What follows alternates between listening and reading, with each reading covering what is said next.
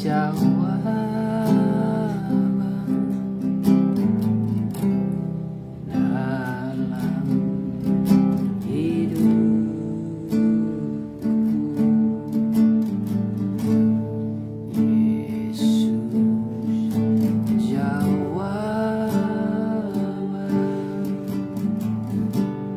yang ku perlu.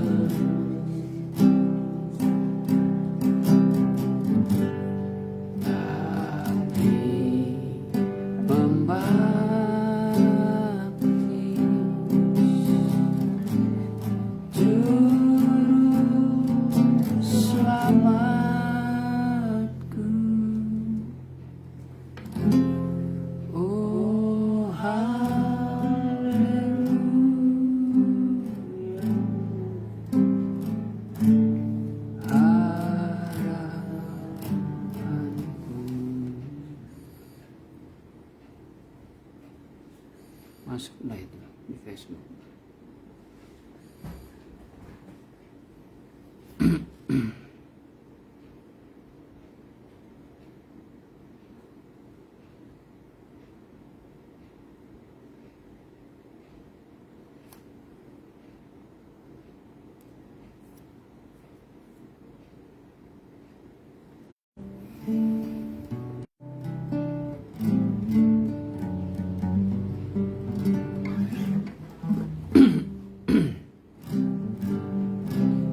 Yesus,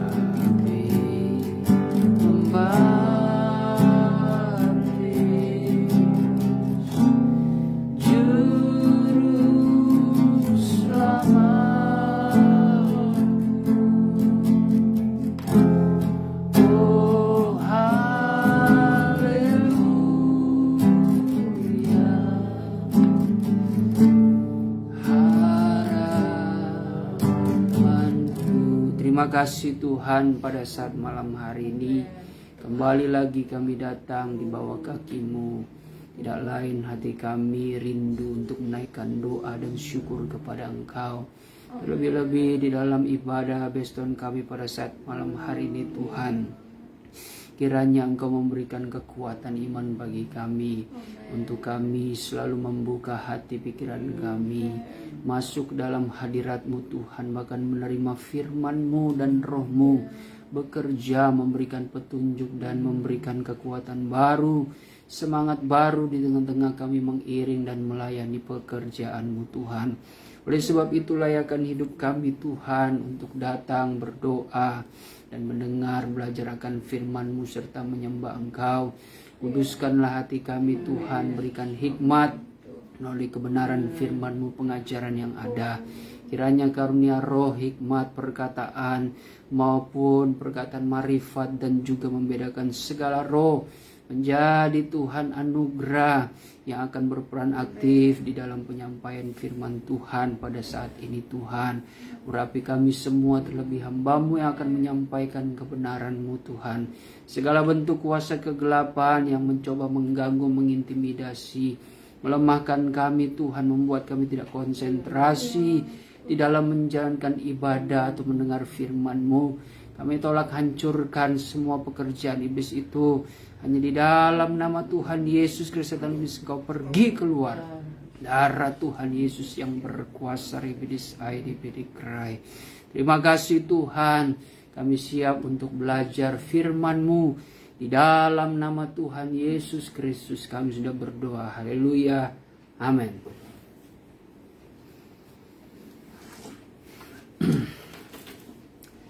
Shalom, puji Tuhan, selamat malam. Sesuai dengan program Gereja Segala Bangsa di Efrata, Jakarta, pada minggu ketiga setiap hari Jumat kita mengadakan doa malam. Bukan semalam suntuk, tetapi doa malam saja. Dan puji Tuhan, kebetulan setelah kami tadi ada urusan sedikit di luar, ya, saya membaca-baca sedikit di internet bagaimana saya menemukan suatu perspektif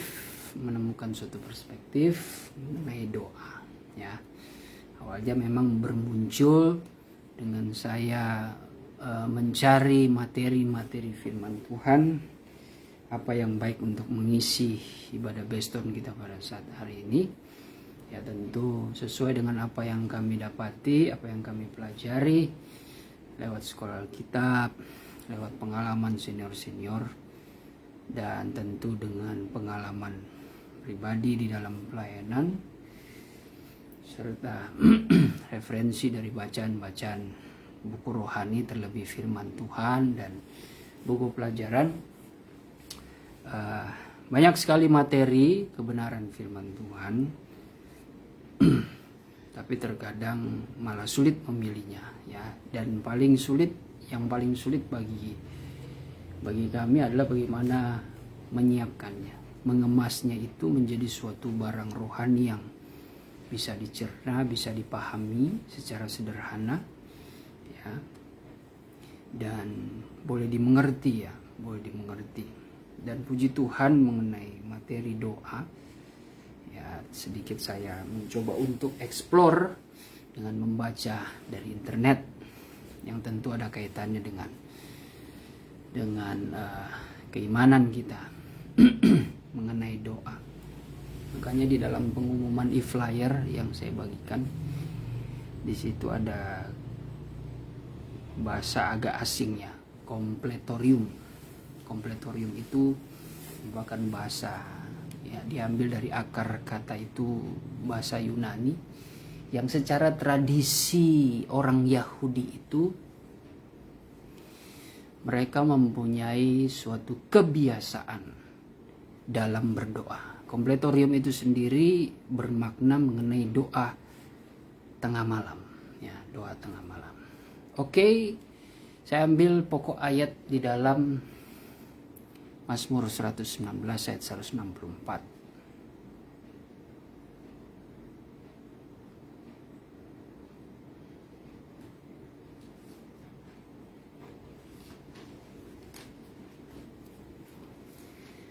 Mazmur 119 ayat yang ke-164.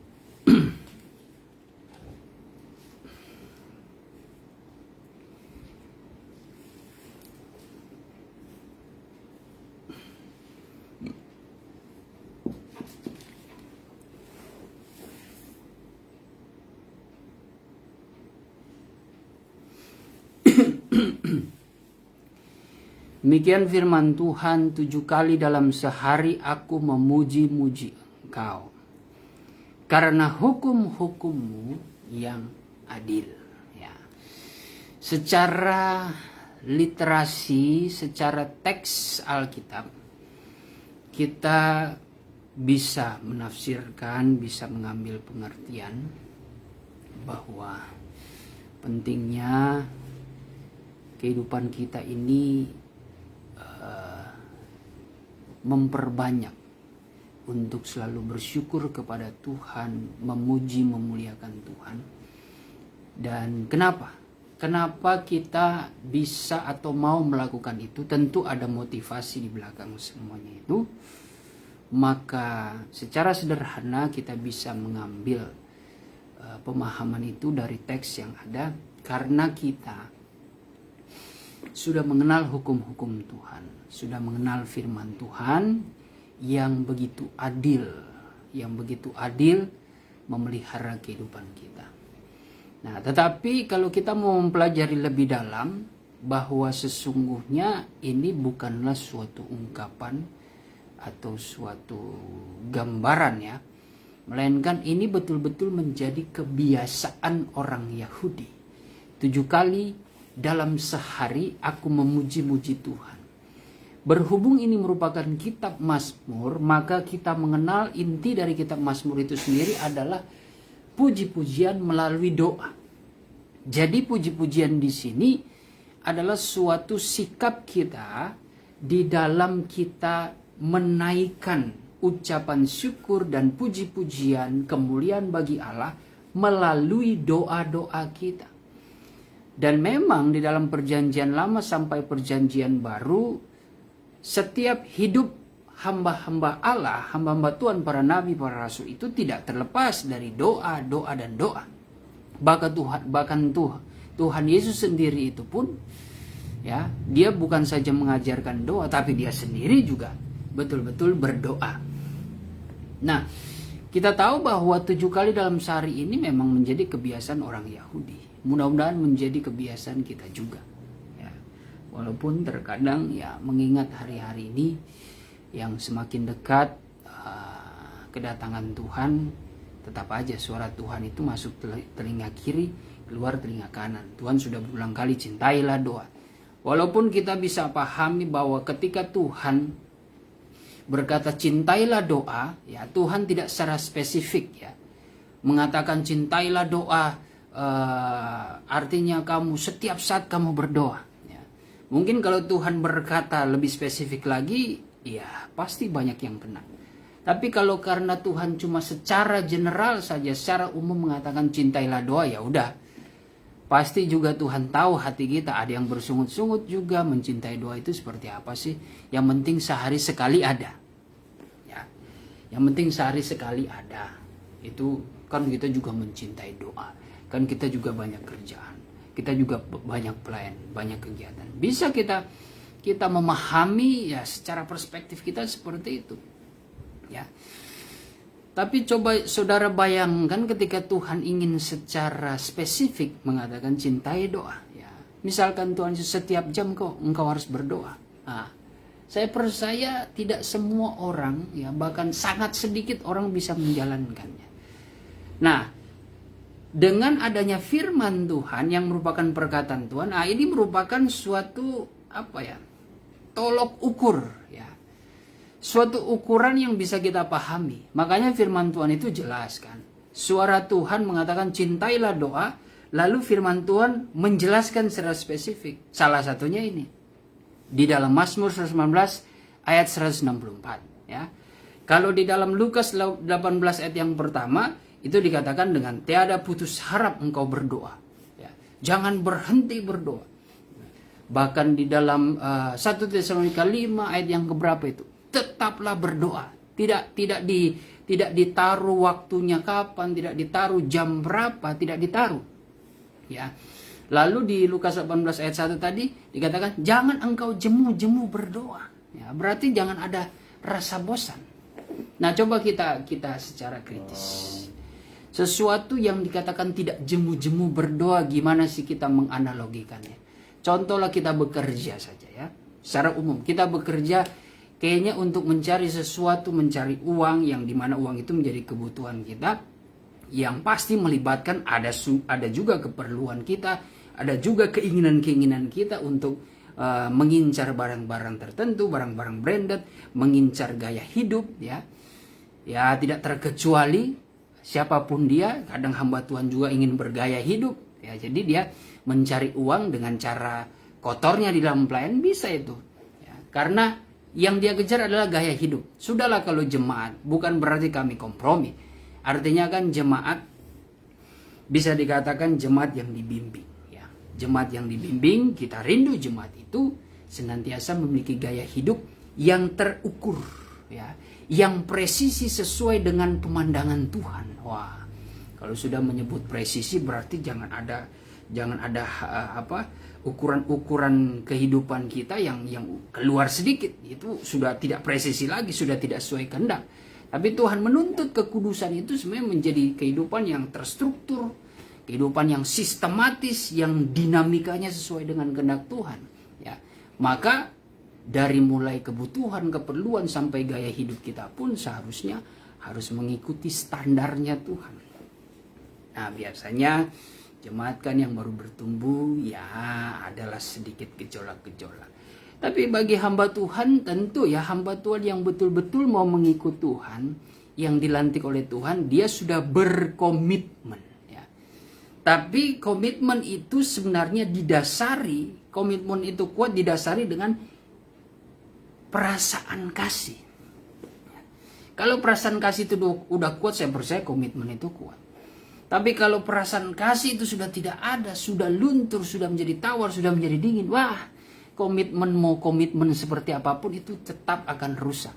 Ya. Makanya seperti ada suatu perkataan, perkataan atau kalimat-kalimat galau, ya, tulisannya kurang lebih seperti komitmen itu bisa menjadi rusak. Komitmen itu hanyalah omong kosong jikalau ada seorang yang lain. Nah, itu kan kalau tentang istilah-istilah ya, tentang kalimat-kalimat dalam percintaan ya. Di dalam hubungan saudara yang berpacaran ya. Saudara memiliki komitmen, ya aku akan setia kepadamu. Tetapi kalimat itu bahwa komitmen hanyalah omong kosong jikalau sudah ada orang lain. Artinya ada sesuatu yang menggoda dia. Ya. Itu sebenarnya terjadi juga dalam kehidupan gereja. Gereja kalau sudah ada sesuatu yang menggoda mata imannya, yang menggoda keinginan hatinya, kasihnya itu kepada Tuhan, yaitu tergoda dengan hal dunia, itu omong kosong semua komitmen dia. Ya, aku mau melayani Tuhan. Ya.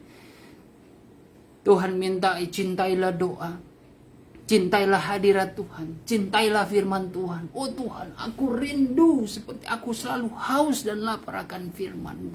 Tapi kalau sudah tergoda dengan dunia, omong kosong semua itu. Ya. Komitmen-komitmen hamba Tuhan yang kita ingat, mungkin saya ya 10-12 tahun yang lalu, 14 tahun yang lalu, ya di mana saya berlutut, ya menangis. Itu kalau kasih saya sudah menjadi tawar, itu komitmen saya itu omong kosong semua. Ya walaupun disaksikan hamba-hamba Tuhan senior, jemaat, ya dan keluarga. Di mana kita berlutut dilantik, oh haleluya, luar biasa. Sebagai pesan-pesan para hamba Tuhan yang terdahulu, seolah-olah seperti pesan Paulus kepada Timotius. Apa itu? Coba kita buka 1 Timotius 4 ayat yang ke 12 sampai ayat yang ke 16. Ayat yang ke-12. Jangan seorang pun menganggap engkau rendah karena engkau muda. Jadilah teladan bagi orang-orang percaya dalam perkataanmu, dalam tingkah lakumu, dalam kasihmu, dalam kesetiaanmu, dan dalam kesucianmu. Ayat 13, sementara itu sampai aku datang, bertekunlah dalam membaca kitab-kitab suci. Ya, Paulus mengingatkan bahwa sampai aku datang kembali melihat engkau, biarlah engkau tetap tekun membaca kitab suci. Artinya dituntut suatu ketekunan bagi Timotius sebagai seorang hamba Tuhan yang muda untuk selalu tekun membaca firman Tuhan, ya. Yang dia scroll kalau di handphone kudus berisi firman Tuhan, pengajaran yang dia scroll itu bagaimana mencari ayat demi ayat, ya. Bukan scroll mencari status orang, ya, status galau, mencari mencari hal-hal di internet. Tidak, bukan itu, ya. Dalam waktu-waktu senggang bolehlah sebagai refreshing. Tapi setidaknya kita harus kembali lagi kepada diri kita bahwa panggilan kita itu untuk melihat hal dunia atau melihat hal-hal yang kudus daripada Tuhan, ya. Itu bertekun dalam firman Tuhan, dan itu menjadi sesuatu yang tertanam, benih rohani yang tertanam bagi kami sebagai hamba Tuhan untuk kami ajarkan kepada jemaat, ya. Makanya kepada jemaat juga kalau bisa senantiasa bertekunlah di dalam membaca kitab suci, ya. Jangan terus-terusan didorong dan terus-terusan diingat, ya. Terkadang kami juga kalau terus-terus mengingat kayaknya agak terganggu, ya. Terlalu banyak pesan-pesan, informasi itu terlalu banyak, terlalu mengganggu juga, ya. Ini atau mungkin saya yang terlalu perasaan atau gimana, tapi ya kalau saya melihat kadang sekarang informasi itu begitu banyak, ya. Tersebar begitu banyak, tapi kalau sudah terlalu banyak informasi kita juga jadi mumet, ya. Ya makanya alangkah baiknya itu kembali kepada inisiatif jemaat yang seharusnya sifat dengar-dengaran itu satu kali bilang langsung ditradisikan, itu dibudidayakan, ya, tertanam. Wah, misalkan dulu kami sekolah kita, ya cukup dibilang di awal kita bertemu, ya kepala asrama sudah bilang pokoknya jam 4 pagi, ya, setiap hari kita doa subuh. Nah, lalu jam sekian kita masuk kelas, jam sekian kita istirahat, jam sekian kita makan. Udah. Walaupun ada pesan tertulis, ya, ada hukum-hukum tertulis di tembok, ya karena sudah dibilang, karena kita menjiwai, kita menerima itu, ya, benar-benar tertanam, ya itu cuma hanya sekedar pengingat biasa saja. Yang sebenarnya kita sudah tertanam, tidak perlu diingat-ingat lagi, ya. Hal justru ketika kita sudah mengingat, udah menjadi hatam, ya, udah mendarah daging, itu peraturan yang diingat karena karena kita begitu bersungguh-sungguh, sehingga justru informasi yang ditempel di tembok itu jadi maksudnya nggak perlulah yang kayak begitu, ya. Tapi ya terkadang karena ketidaktaatan kita, firman itu perlu diingatkan. Bangsa Israel juga seperti itu, sama juga seperti kami yang selalu mengingatkan jemaat. Walaupun terkesan mungkin kadang-kadang atau seringkali firman Tuhan itu saja judulnya, ya. Atau firman Tuhan kelihatan ayat pokoknya berbeda-beda, tapi pada poinnya, pada intinya itu lagi yang dibahas, ya. Itu lagi, ya sebenarnya firman Tuhan itu selalu baru. Kenapa firman Tuhan itu datang itu terus? Mungkin memang ketika saudara mendengar, saudara tidak melakukannya, saudara tidak terlibat di dalam teguran-teguran firman yang disampaikan oleh hamba Tuhan, ya itu sebagai pengingat. Dan secara umum kita berpikir bahwa firman Tuhan itu datang kepada mereka yang masih melakukan hal-hal yang tidak sesuai dengan kebenaran firman Tuhan, ya. Terus dulu tadi. Dalam membangun dan dalam mengajar. Ayat 14, jangan lalai dalam mempergunakan karunia yang ada padamu. Ya, jangan lalai mempergunakan karunia yang ada padamu, yang telah diberikan kepadamu oleh nubuat dan dengan penumpangan tangan sidang penatua. Ya, pelayanan Roh Kudus, nubuatan firman Tuhan. Bagaimana kata bagaimana perkataan iman dari hamba Tuhan juga kita terdorong untuk mencari karunia-karunia, dan itu dinyatakan Allah melalui hambanya yang melayani sehingga tercurahlah Roh Kudus dan menjadi anugerah karunia yang bisa kita pakai di dalam pelayanan. Terus perhatikanlah semuanya itu, hiduplah di dalamnya supaya kemajuanmu nyata kepada semua orang. Awasilah dirimu sendiri dan awasilah ajaranmu, bertekunlah dalam semuanya itu, karena dengan berbuat demikian engkau akan menyelamatkan dirimu dan semua orang yang mendengar. Ya, itu pesan-pesan kami sebagai hamba Tuhan, ya, supaya kita senantiasa mengikuti aturan-aturan main, hukum-hukum Tuhan, ya, yang bisa mendarah daging dalam kehidupan kita. Karena ketika kita sudah mengerti, maka kita bisa mengajarkan kepada jiwa-jiwa yang berkerinduan baik, ya. Yang tidak berkerinduan baik, ya nanti mereka akan hilang sendiri, lenyap di telan bumi.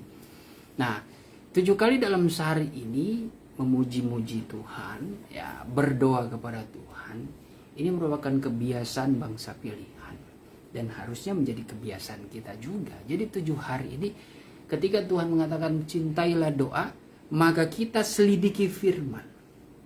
Kalau kita tekun dalam firman, oh ternyata ini nih, ya. Tuhan mengatakan secara umum, ya. Tuhan mengatakan secara implisit mungkin, ya, mencintai doa itu seperti apa? Spesifiknya itu ada di firman Tuhan. Salah satunya ini Mazmur 19. 7 kali kita berdoa, ada dikatakan 3 kali sehari, ya. Waktunya kapan, entah siang, malam, tengah malam, sore, petang, itu ada di firman Tuhan. Tetapi kalau kita tidak bisa menjawab, ya ketahuan saudara hanya sekedar mendengar saja, tetapi tidak menyelidiki firman. Padahal di dalam Yesaya 34 ayat yang keberapa itu? 17 mengatakan bacalah dan selidikilah firman. Membaca firman Tuhan dan juga selami itu, selidiki itu, ya. Tidak ada waktu Pak Pendeta, ya sudahlah. Tidak ada waktu, setidaknya engkau mendengar, dan apa yang engkau mengerti, engkau jalankan itu. Engkau jalankan dengan setia. Itu jauh lebih baik daripada mereka menyelidiki, tetapi tidak sempurna dalam melakukan. Ya, ya makanya sebagai seorang guru, sebagai seorang pengajar, ya, yang notabene-nya adalah hamba Tuhan, memang tuntutan mereka lebih berat, ya, lebih berat. Karena selain mereka punya aktivitas sehari-hari, mereka pun dituntut untuk menyelidiki firman, ya, untuk membaca. Yesaya 34 ayat 16.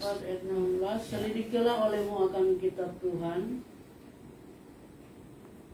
serta bacalah, ya, bahwa daripada sekalian ini satupun tiada akan hilang, ya, baik ini baik itu satupun tiada akan kurang, karena mulutnya sendiri juga yang sudah berfirman, dan rohnya pun akan mengumpulkan dia. Ya, jadi kalau kita sangkut pautkan bagaimana suara roh Tuhan itu berbicara secara umum, kita selidik itu. Jawabannya ada di firman Tuhan. Ini roh bekerja sama dengan firman Allah, ya. Jadi cintailah doa 7 kali dalam sehari. Apakah kita bisa melakukan itu? Ya, ya saya pelajari tadi, kalau dari perspektif ortodoks luar biasa. Mereka sangat spesifik memahami itu, ya, sangat spesifik. Ya, saya akui sejarah mereka betul-betul mereka menyejarah sekali, ya. Timbang kita, ya, kabar pengantin yang diberikan ada sejarah sedikit tapi merasa lebih hebat.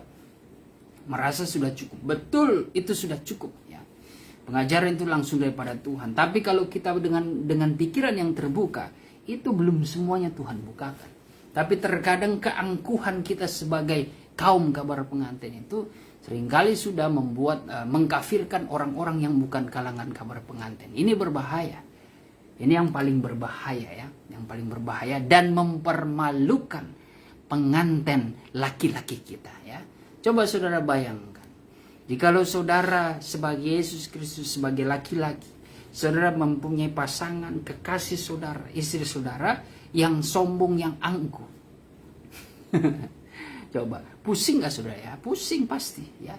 Jikalau kekasihmu itu justru mempermalukan, mengkafir-kafirkan orang, tidak ada damai sejahtera, ya, tidak ada sukacita, tidak ada rasa ingin mempersatukan, ingin mengumpulkan, pasti saudara setengah mati menghadapi kekasih saudara seperti itu.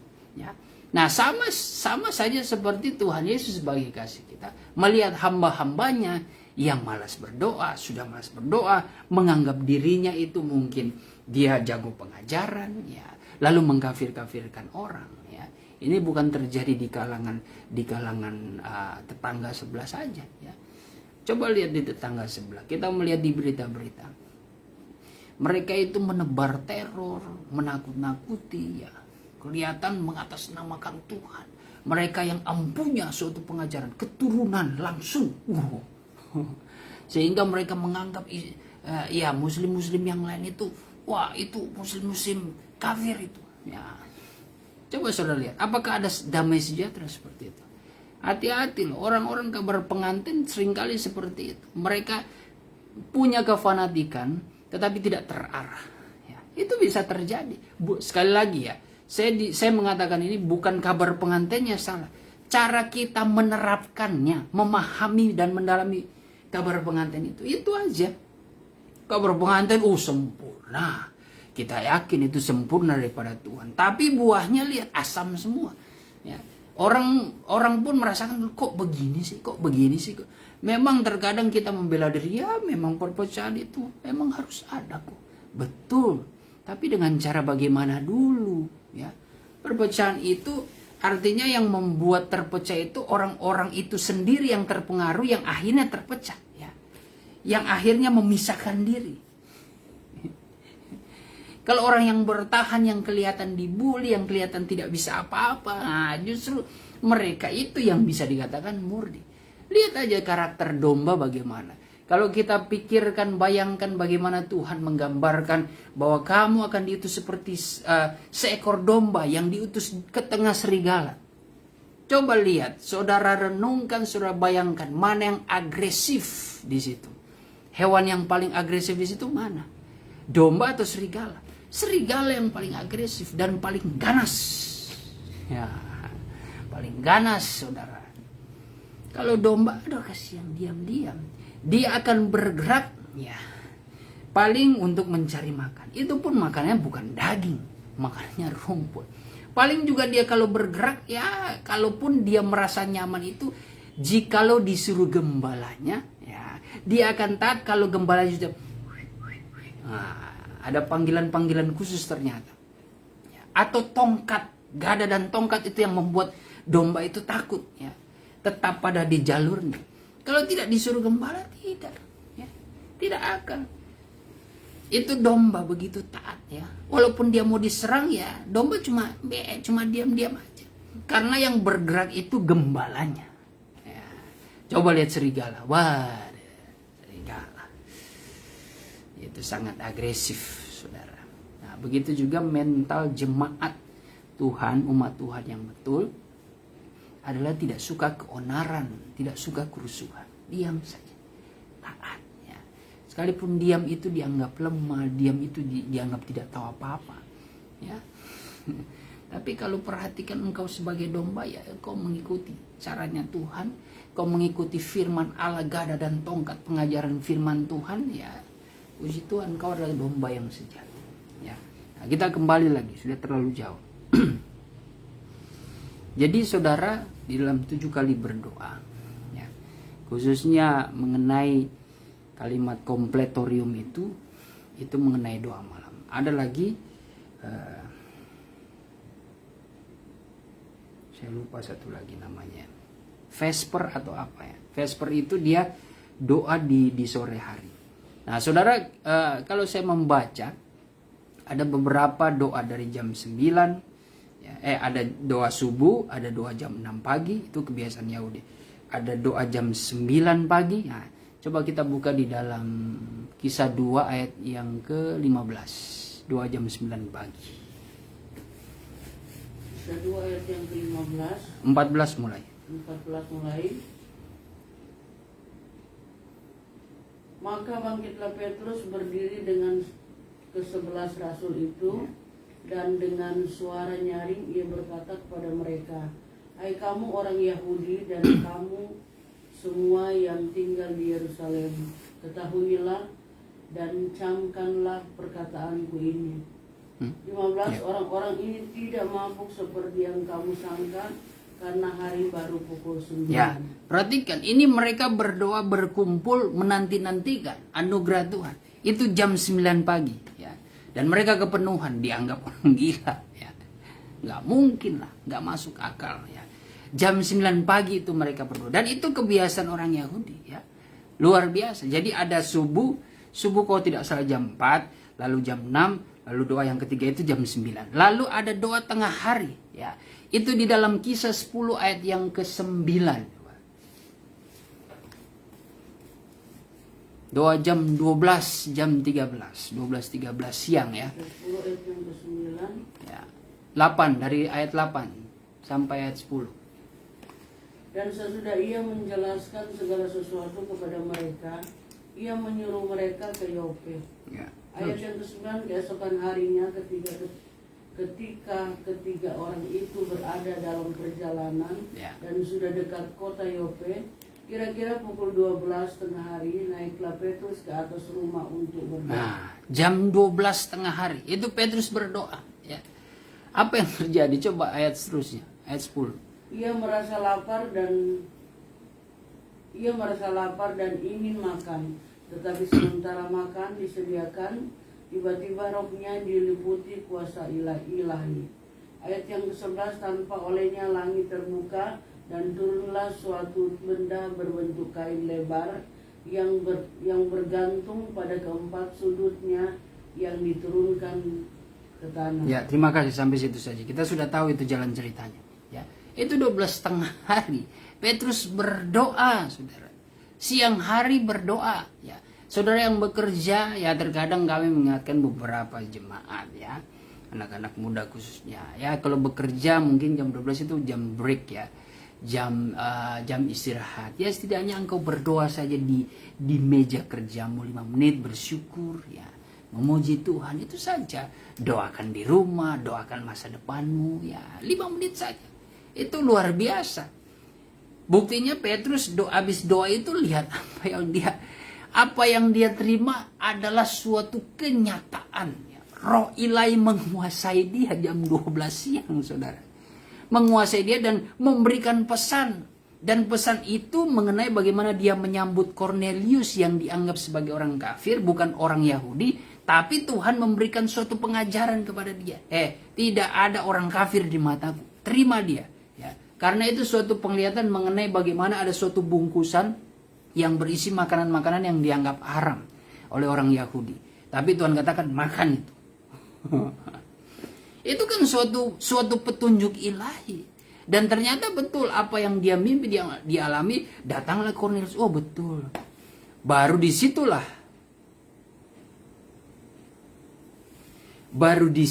saudara, ya, Petrus mengetahui, ya, dia menyadari lewat penglihatan itu Tuhan berbicara maksudnya apa, ya. Coba di ayat yang ke-25, ya. Bukan, Kisah 10 dulu, Kisah 10 ayat yang ke-25-26, ya. 10 ayat yang ke-25 dan 26. Ya.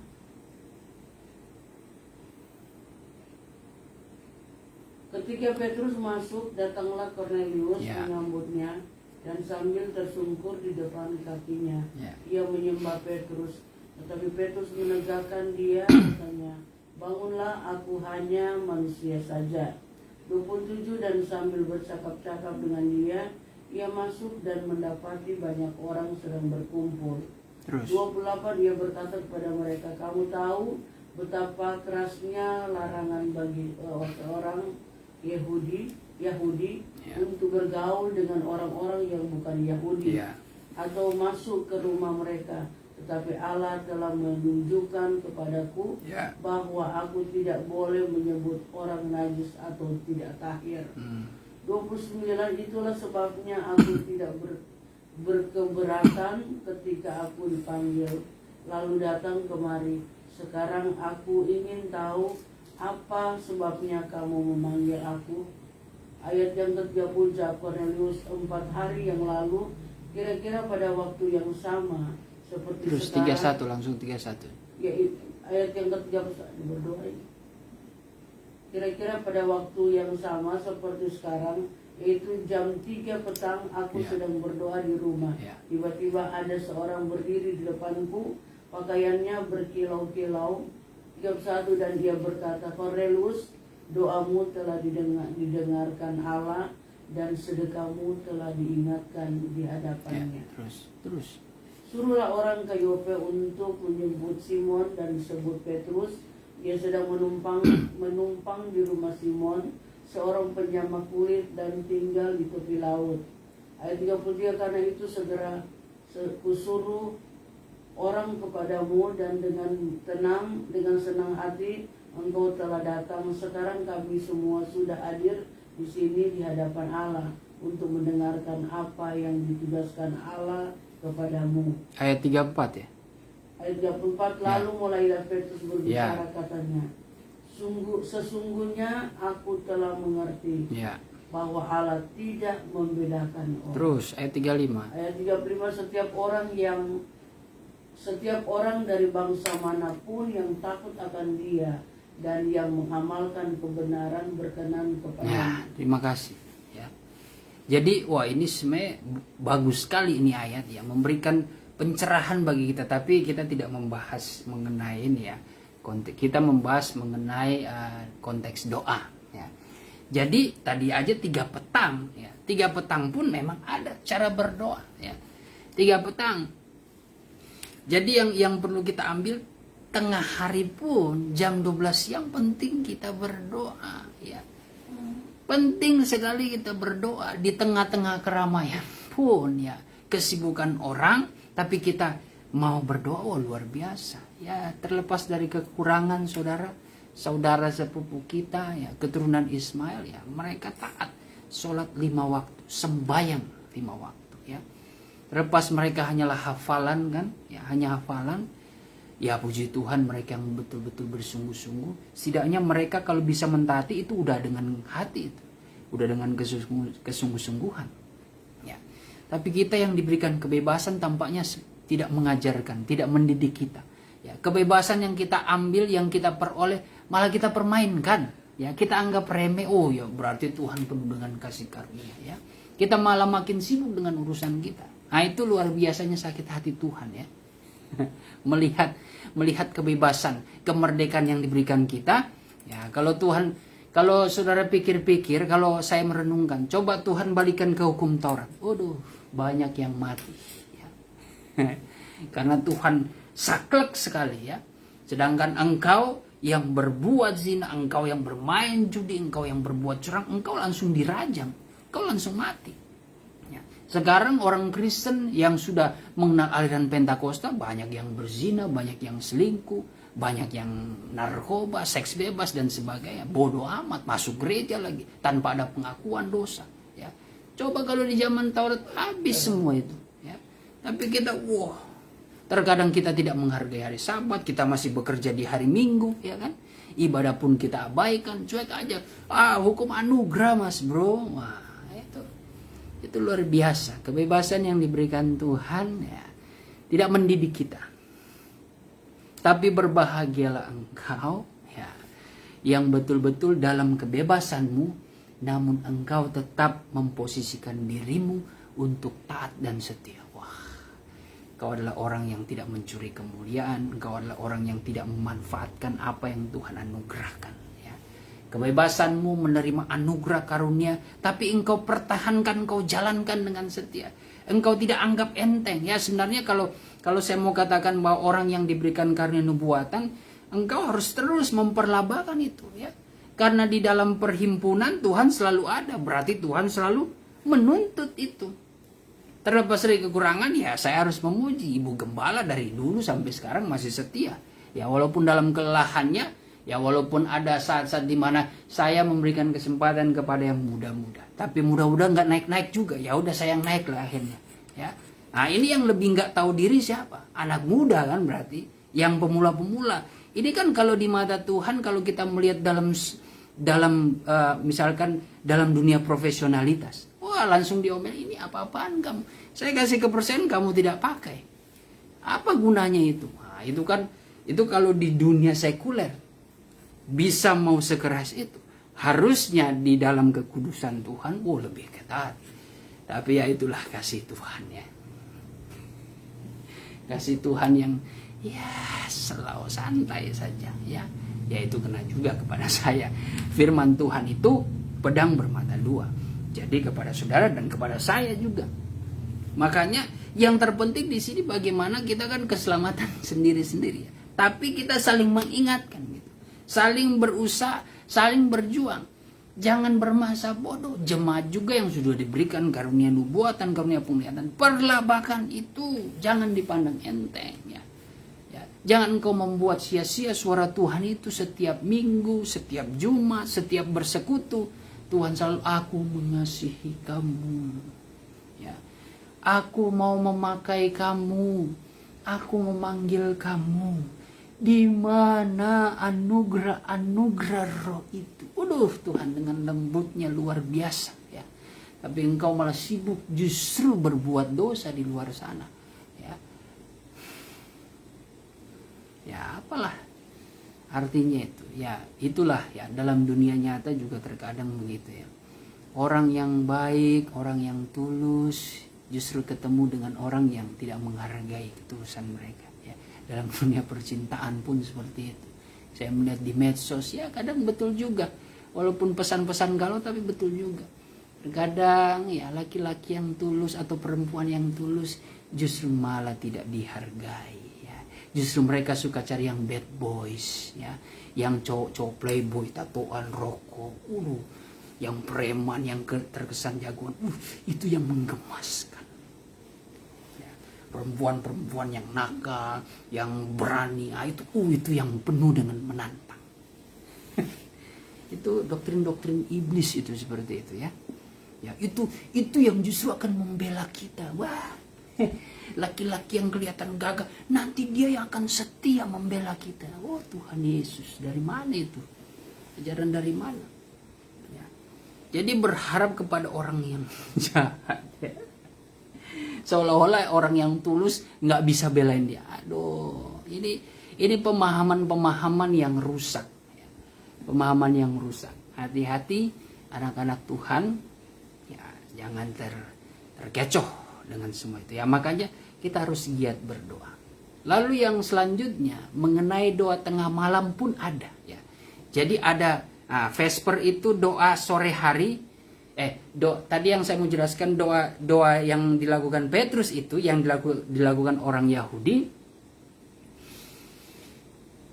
di tengah hari siang hari itu ya, mereka memahaminya bahwa Allah itu bagaikan matahari. Nah, itu yang mereka pahami ya, perspektif dari ortodoks. Allah itu bagaikan matahari yang selalu menyinari. Makanya kenapa doa tengah hari, jadi itu bukan memuja dewa matahari ya. Maksudnya mereka menggambarkan Allah adalah matahari ya. Itu ada kok di ayat ya. Itu ada di ayat. Allah bagaikan, digambarkan seperti matahari. Jadi ketika siang yang sempurna itu, itu kan bisa dikaitkan. Siang sempurna itulah gambaran kasih Allah. Kita yang hidup di dalam Tuhan, percaya dan betul-betul menghargai hari yang indah, yang cerah itu.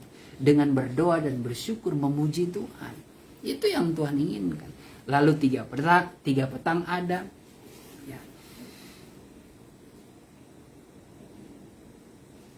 3 petang dan tengah malam. 3 petang jam 6 sore ada ya. Cuma di ayat saya tidak temukan itu. Jam 6 sore tapi ada. Secara kebiasaan Yahudi yang saya baca ada. Jam 6 sore sampai kepada tengah malam. Di tengah malam itu pun ada ya. Itu yang disebut doa malam, doa tengah malam itu yang disebut sebagai doa apa tadi ya? Bahasa itunya saya lupa lagi. Kompletorium ya, kompletorium. Doa tengah malam. Itu seperti yang dilakukan oleh Rasul Paulus, Kisah Para Rasul 16 ayat 25.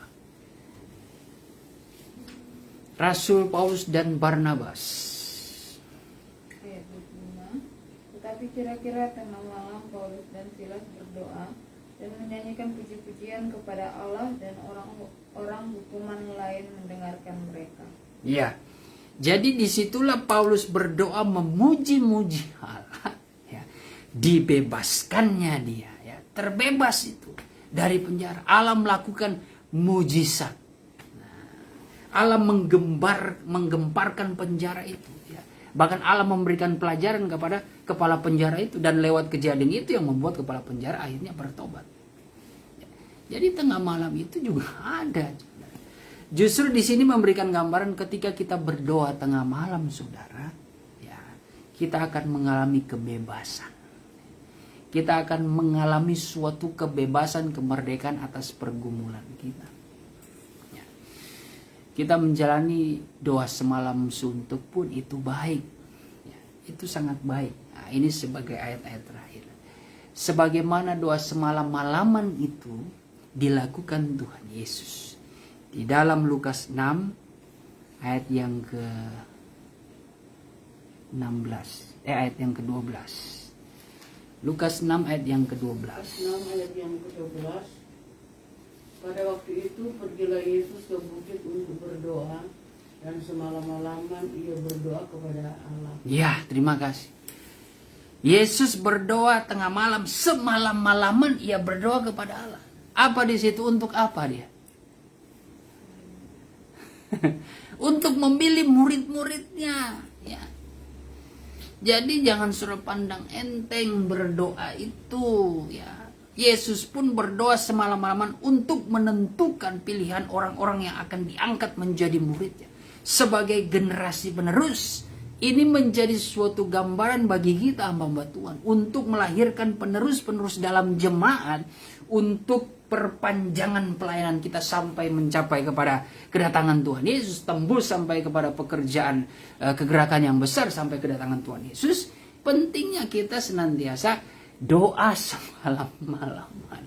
Ya, puji Tuhan, ampuni kami Tuhan. Ya, beberapa tahun yang lalu seringkali kami lalai doa semalam. Bahkan tahun lalu itu skip kayaknya, tidak ada doa semalaman. Ya, yang saya ingat. Bahkan 2 tahun kita tidak doa semalaman. Baru mulai tahun ini. Ya walaupun secara pribadi kami ada. Ya, tapi kan setidaknya doa semalam itu ada suatu persekutuan bersama jemaat. Ya. Karena ya sepertinya gairah kita untuk berdoa itu kurang. Ya. Kurang terbangkitkan. Yang menjadi kerinduan saya pribadi bagaimana kita semua ini semakin taat. Terkadang kalau kami terus mendorong, pasti ada perasaan jenuh secara manusiawi, ya, perasaan jenuh, ya. Tetapi ya itulah tugas kami, harus senantiasa mengingatkan. Makanya terkadang kami meminta hikmat bagaimana supaya bisa tidak ada perasaan jenuh. Ya. Karena pada kenyataannya seringkali kami menghadapi juga umat yang percaya itu sepertinya ogah-ogahan untuk berdoa. Sepertinya ogah-ogahan. Tapi ya itulah, kembali lagi kami selalu membalikan diri. Bagaimana? Ada sesuatu yang salah dari kami mungkin, ya. Suatu kurang pergumulan dan sebagainya. Ya. Sehingga ya puji Tuhan, dengan harapan di hari ke depan supaya lebih baik lagi, bahkan di tahun 2022 ini kita lebih taat dan setia untuk berdoa. Jadi dalam konteks ini 7 kali dalam sehari kita memuji memuliakan Tuhan itu sesuatu petunjuk bagi kita. Saya bisa memberikan suatu pemahaman lebih bagus lagi kalau saudara lebih dari 7 kali, ya. Puji Tuhan kalau saudara 3 kali sehari, ya itu tidak salah. Itu ada di Alkitab. Daniel pun melakukan hal itu, ya. Setiap hari 1 kali oke, tapi demi kebaikan, demi pertumbuhan rohani, ya kalau bisa dalam 1 hari saudara 3 kali, ya. Selayaknya ya kalau kita makan saja kebutuhan tubuh jasmani saja kita paling minimal itu kan 2 kali sehari ya. Yang normal 3 kali sehari ya. Kalau lebih dari itu udah nggak normal juga kan, nggak normal juga nggak baik, kalau kekurangan juga nggak baik, kecuali saudara puasa.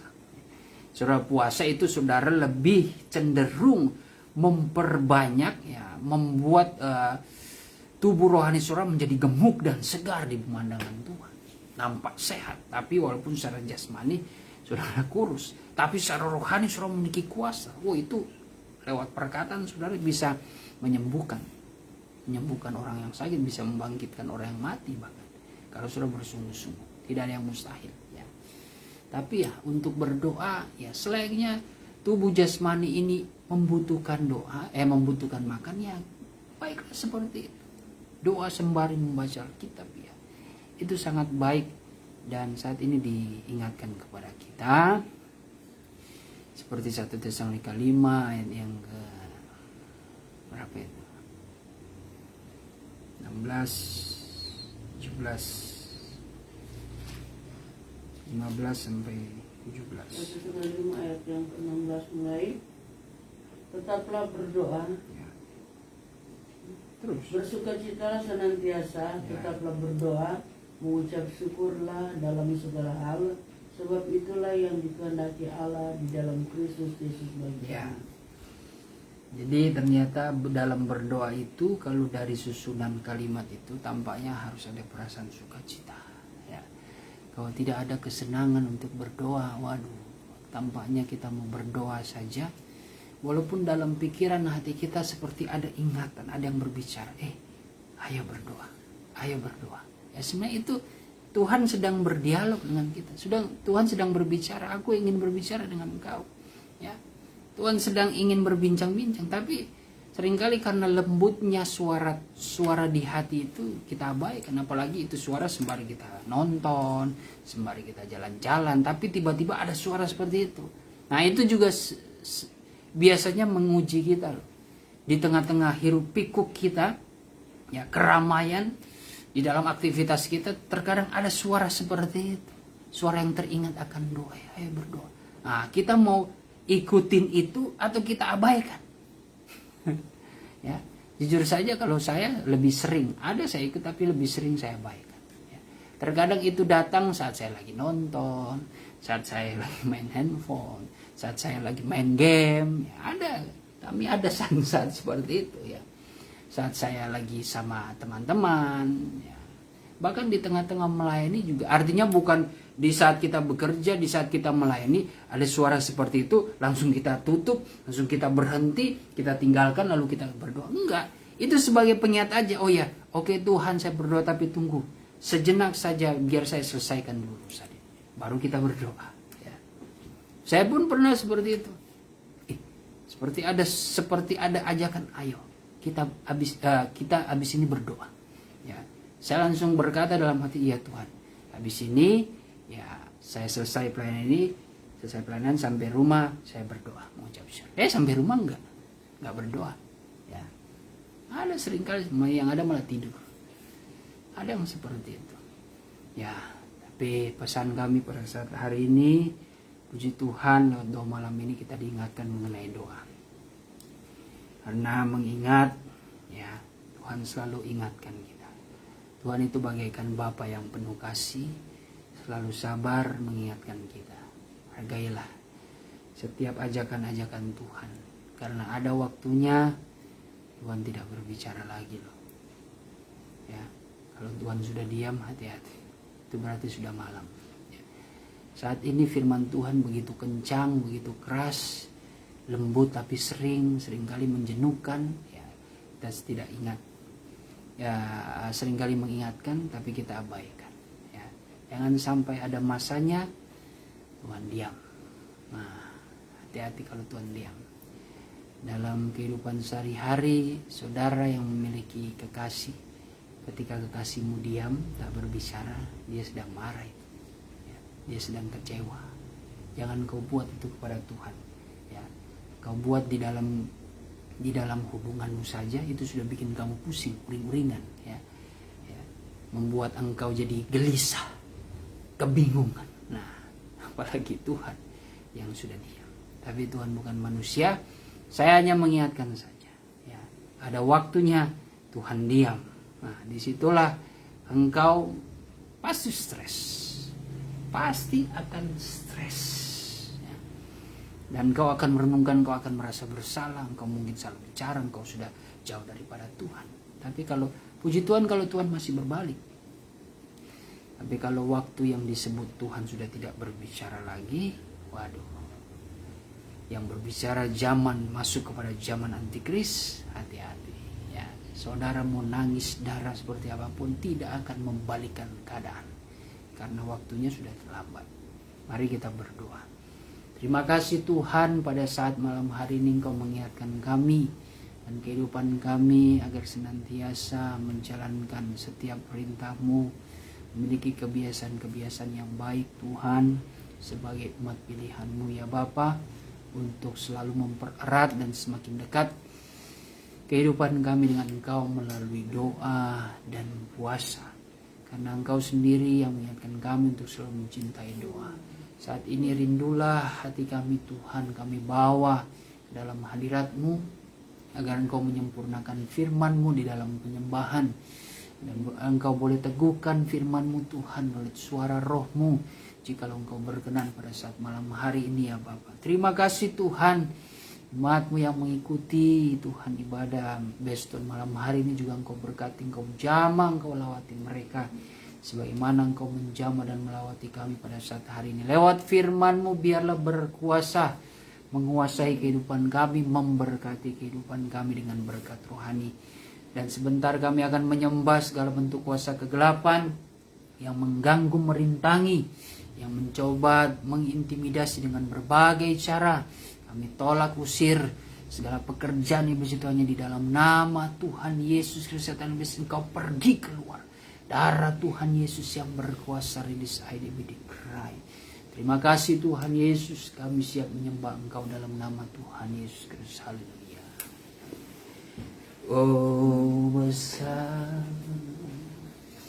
besar anugerahnya. Oh besar, besar kuasanya. Tak terhitung, tak terhingga kasih-Nya. Oh besar, besarlah kasih Allah. Rauditran,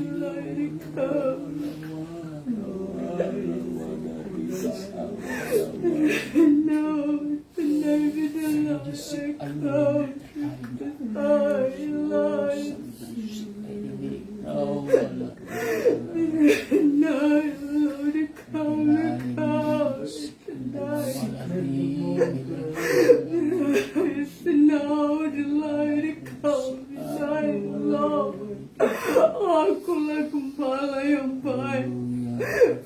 yang baik, menyerahkan nyawanya ganti segala domba-dombanya tonight, Lord, kami tonight. Sejahtera dan berbahagialah kamu hamba-hambaku dan anak-anakku. Karena dari tempatku yang maha tinggi aku turun di tengah-tengah kamu saat ini. Ridillah di kami, Sayyidina. Aku datang untuk melayani kamu, bukan untuk dilayani, hai hamba-hambaku dan anak-anak. Inilah yang aku perkenankan dalam kehidupan kamu. Ridillah di kami tonight. Kalau kamu selalu suka akan bersekutu dengan aku, hai hamba-hambaku dan anak-anak. Ridillah ya senang di kami tonight. Firmanku sudah aku berikan kepada kamu, hai hamba-hambaku dan anak-anakku. Aku mau agar kamu lakukan itu dalam kehidupan kamu. Ridillah di kamu tonight, Lord. Kalau kamu mau melihat pekerjaanku berkembang, Ridillah di kamu tonight, Lord, di kamu. Jangan sia-siakan setiap doa-doa kamu, hai hamba-hambaku dan anak-anak. Ridillah di kamu tonight, di kamu saat. Karena ketika kamu datang berdoa kepadaku, setiap permohonan yang kamu naikkan kepadaku, aku senantiasa mendengarnya. Ridillah tonight, Lord, di kami, Nabilah di kami. Bismillah, I come. Oleh sebab itu, hai hamba-hambaku dan anak-anakku, Ridillah, bersemangatlah kamu di hari-hari ini. Bangun kembali apa yang sudah runtuh. Ridillah di kami, Ridillah di kami. Kalau kamu senantiasa bersemangat untuk berdoa, aku akan memberikan jalan keluar dari setiap persoalan yang kamu hadapi. Terlebih dalam kamu menghadapi pekerjaanku, kamu tidak akan sanggup menghadapinya dengan kekuatan kamu sendiri. Ridillah, I stand come tonight. Andalkan aku, hai hamba-hambaku dan anak-anakku. Maka kamu akan melihat aku bekerja di tengah-tengah kamu. Ridillah, I stand come midnight, Lord, come. Ridillah, come tonight. Layanilah pekerjaanku dengan sungguh-sungguh. Demikianlah suara rohku, berbahagialah kamu yang sedang mendengar. Terima kasih Tuhan atas berkat anugerah-Mu pada malam hari ini. Kekuatan yang kami miliki semua karena kemurahan-Mu Tuhan. Kiranya Engkau memberkati sidang jemaat-Mu di dalam segala pergumulan mereka. Ketika mereka bekerja, berusaha Tuhan dan berbisnis, besar kecil yang mereka jalankan, biarlah mereka jalani semuanya itu dengan perasaan roh takut akan Engkau Tuhan. Agar kejujuran, kebenaran, keadilan di dalam hidup mereka boleh Tuhan menjadi saluran berkat di tengah-tengah lingkungan pekerjaan mereka. Dan Tuhan, Engkau sebagai pembela agung dan suci di dalam setiap aktivitas mereka. Engkau adalah kebenaran yang sejati, akan mengadili Tuhan, akan berbuat adil dalam setiap perbuatan mereka. Ketika mereka bekerja, ketika mereka berada di dalam pergaulan, lingkungan baik keluarga maupun di pekerjaan mereka. Dimanapun mereka berada Tuhan, Kau memberikan perlindungan, Kau memberikan Tuhan pengurapan yang daripada-Mu. Agar mereka sebagai orang-orang pilihan-Mu tetap menyatakan cahaya kasih-Mu Tuhan. Oleh kebenaran firman Tuhan, di dalam setiap perbuatan, tindakan, perilaku, tingkah laku mereka Tuhan, yang mencerminkan Kristus di dalam hidup mereka. Terima kasih Tuhan, biarlah nama-Mu saja yang dipermuliakan atas kehidupan jemaat yang Engkau kasihi. Terlebih-lebih kami sebagai hamba-Mu Tuhan, Engkau berikan kekuatan yang selalu baru. di dalam kami menjalani setiap perintah-perintah-Mu Tuhan. Tugas dan tanggung jawab dalam pelayanan melayani jiwa-jiwa sidang jemaat-Mu Tuhan. Kau berikan hikmat, mampukan kami dengan Kau perlengkapi senantiasa dan sempurnakan anugerah-anugerah Roh-Mu Tuhan. Kau mengerti dalam segala pergumulan setiap doa permintaan kami untuk kemajuan pelayanan pekerjaan-Mu Tuhan. Kau tolong menjadi sumber jawaban dari setiap harapan dan doa kami Tuhan. Terlebih pada saat ini juga kami membawa Tuhan gereja segala bangsa ini Tuhan. Kiranya Engkau permuliakan nama-Mu di dalam setiap program Gesba ini ya Bapa. Apa yang sudah terjadi Tuhan, Engkau mengerti segala sesuatunya. Yang kami harapkan bagaimana semua keadaan Tuhan boleh dapat menjadi baik. Engkau dapat memulihkan semuanya Tuhan. Sehingga tidak ada lagi Tuhan perselisihan, tidak ada lagi perceraian di antara kami. Tidak ada lagi kerusuhan Tuhan. Tapi bagaimana kami selalu senantiasa mencari damai, sukacita dan kebenaran kasih-Mu Tuhan. Agar kami juga boleh bersama-sama Tuhan diutus oleh-Mu lewat Tuhan Gesba ini dapat memiliki program-program yang dapat memenangkan jiwa-jiwa baru Tuhan sampai kepada bangsa-bangsa di luar sana untuk dapat membawa dan memberitakan firman dan pengajaran Tuhan sehingga banyak jiwa-jiwa datang kepadamu Tuhan untuk menerima Engkau sebagai Tuhan dan Juru Selamat mereka. Terima kasih Tuhan, biarlah apa yang menjadi misi dan visi gereja segala bangsa Tuhan boleh dapat diwujudkan Tuhan, beserta dengan kuasa-Mu yang bekerja memenuhi kehidupan hamba-hamba-Mu, bahkan sidang jemaat-Mu Tuhan dalam setiap pekerjaan Tuhan. Lewat karunia-karunia Roh-Mu ya Bapa, kami dipenuhi dengan firman-Mu dan Roh-Mu, agar itu semua menjadi perlengkapan Tuhan rohani untuk dapat melayani jiwa-jiwa Tuhan. Terlebih hati yang mengasihi Engkau, agar setiap Tuhan apa yang Engkau karuniakan bagi kami tidak mencurinya, kami dapat memanfaatkannya Tuhan, sehingga di dalam pelayanan kami boleh melihat perkara-perkara mujizat terjadi dan banyak jiwa-jiwa boleh diyakinkan Tuhan. Terima kasih Bapa, lindungilah gembala-gembala hamba-hamba-Mu Tuhan yang melayani pekerjaan-Mu dengan takut dan taat setia menjalankan perintah-Mu Tuhan, yang senantiasa Tuhan dengan setia mengabarkan Injil, menyaksikan kebenaran firman-Mu, dan senantiasa memelihara iman mereka. Engkau jaga lindungi mereka bersama dengan kaum keluarga mereka, pelayanan mereka, jemaat mereka diberkati oleh-Mu Tuhan. Sebagaimana jemaat Gesba Efrata juga bersama Goshen Tuhan, hanya Engkaulah Tuhan, di tangan kedaulatan-Mu kemajuan pelayanan, terlebih kualitas iman di dalam setiap pertumbuhan jemaat. Kami rindu Tuhan menjadi seragam sesuai dengan kebenaran firman-Mu. Kami boleh mengalami, kami boleh Tuhan menggenapi firman Tuhan di dalam jemaat Efrata maupun Goshen Tuhan. Bagaimana kami memiliki satu Tuhan, satu iman, satu baptisan ya Bapa.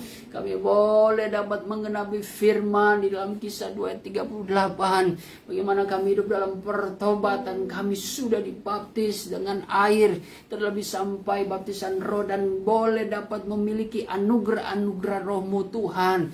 Kiranya Engkau perlengkapi jemaat-Mu yang Engkau kasihi dengan karunia-karunia-Mu, terlebih yang membawa kepada kesempurnaan iman lewat buah-buah kebenaran yang boleh dapat dikeluarkan dalam setiap kehidupan jemaat-Mu Tuhan, agar nama-Mu saja yang dipermuliakan. Itu yang menjadi doa dan harapan kami, bahkan bagi kaum keluarga mereka masing-masing dan kami juga di tempat ini.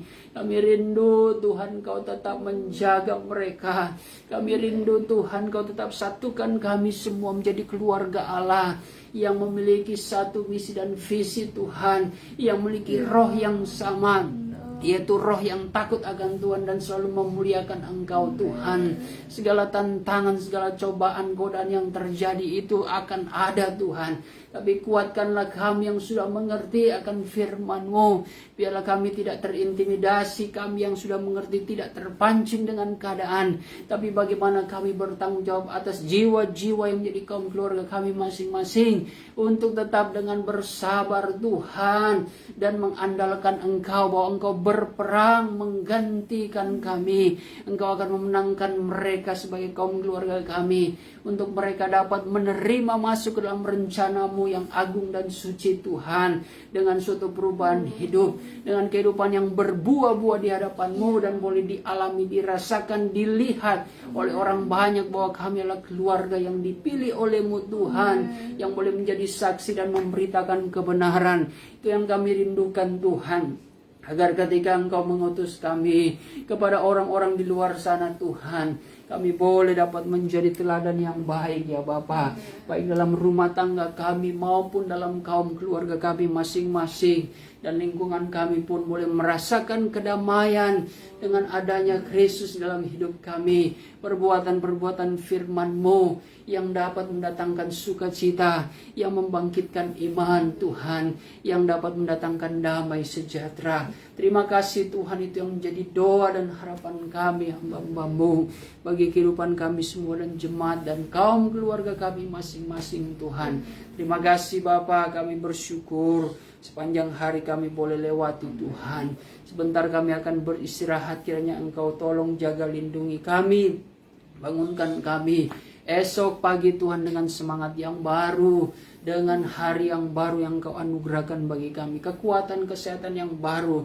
Kami yang sakit pada malam hari ini, kami yang menderita oleh karena sakit Tuhan secara jasmani, maupun kami yang mengalami sakit secara rohani Tuhan, batinia kami Tuhan oleh karena sakit hati, putus asa, kekecewaan Tuhan, dalam nama Yesus Engkau menghibur kami, menyembuhkan kami Tuhan, dengan kuasa darah-Mu Tuhan Engkau menyucikan kami, sehingga kami boleh mengalami kekuatan yang baru, penghiburan sejati. Kami boleh melupakan semuanya itu Tuhan, agar kami boleh beristirahat, sebab Engkau Allah menyertai kami, memberkati kami, dan menyiapkan kami esok hari dengan suatu tantangan yang baru, tetapi dengan kemenangan yang Kau berikan bagi kami Tuhan. Itu yang jadi doa kami Tuhan, kepada jemaat-Mu dan kaum keluarga kami. Terima kasih Tuhan, terpujilah nama-Mu ya Bapa.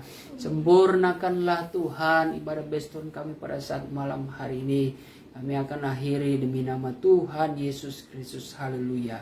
Saudara dan saudariku yang dikasihi Tuhan, terimalah berkat damai sejahtera yang dianugerahkan Allah Bapa di sorga oleh cinta dan kasih sayang anaknya yang tunggal, yaitu Tuhan Yesus Kristus, di dalam persekutuan Allah Roh Kudus, memberikan pengharapan yang baru, penghiburan dan sukacita sorga, serta kekuatan yang baru dari Allah. Dan berkat kemenangan ini akan menyertai kita semua, mulai hari ini sampai Tuhan Yesus datang kembali, menjemput gerejanya di atas awan-awan, di dalam kemuliaan kekal, sebagai Raja di atas segala raja. Haleluya, haleluya, haleluya. Terima kasih Yesusku, buat anugerah yang Kau beri, sebab hari